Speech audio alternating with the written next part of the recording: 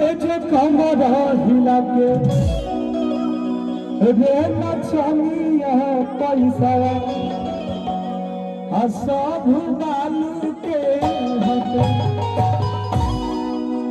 कि गोरी तोरा उठलाली के कसम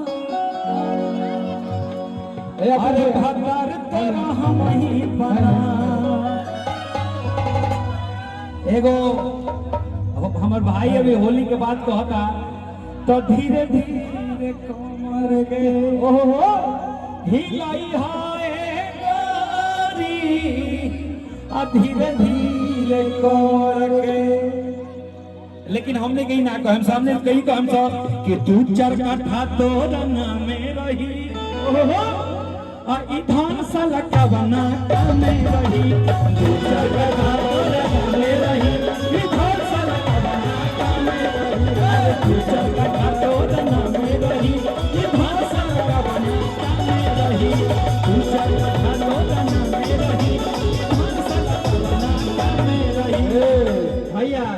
अब भेजे जेकर घंटा भैया जैसन भाई होगा केहू बोलता ही रे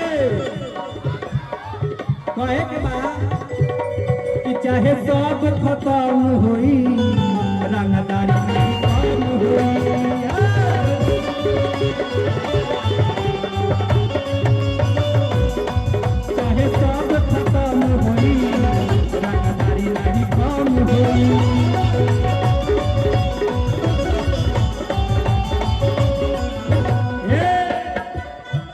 एगो बात हम जगह बहुत सारा हमने के कलाकार बने सिखावे वाले लेकिन हमने के मिल के एगो साथे बोलम सॉन्ग कि बने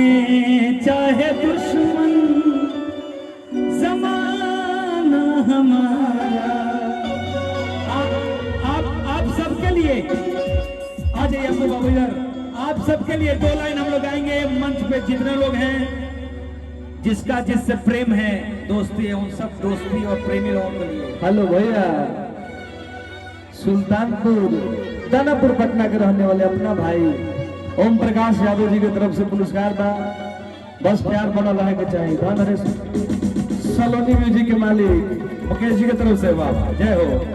भैया की तरफ से 11,000 रुपए का पुरस्कार था बस प्यार बना रहे के चाहिए लव यू भैया ओम प्रकाश यादव भैया जी बने चाहे दुश्मन जमाना हमारा सलामत रहे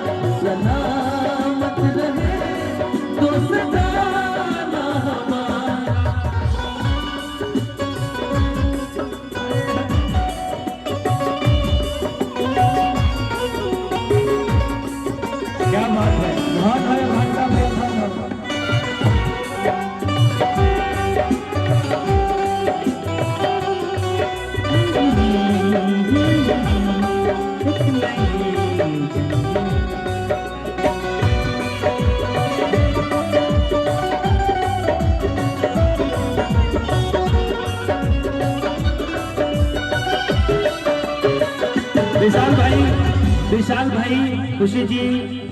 टुनटुन भाई अपू बाबू और आदित्य बाबू भैया की तरफ से बहुत बहुत पुरस्कार बा टुनटुन बाबू घंटा भैया खाती एक लाइन जरूर कहो जा हमरो तोहरे के लागे जा हमरो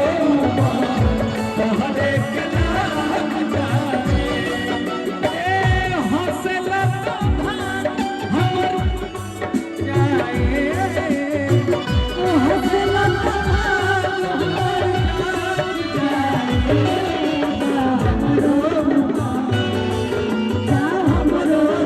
हरे के